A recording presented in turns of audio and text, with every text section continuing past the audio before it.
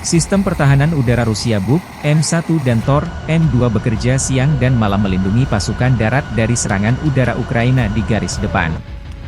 Militer Rusia merilis rekaman awak sistem pertahanan udara Buk, M1 melindungi pasukan dari serangan udara angkatan bersenjata Ukraina di arah Donetsk Selatan.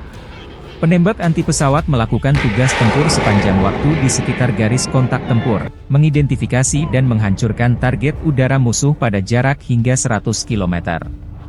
Sekarang ini sebagian besar adalah rudal HIMARS dan rudal jelajah buatan NATO dengan berbagai modifikasi, demikian keterangan videonya. Di arah-arah Avdiivskoye, personel militer dari awak sistem rudal pertahanan udara Tor, M2 dari kelompok pasukan pusat Rusia juga bekerja 24 jam melindungi langit dari serangan Ukraina.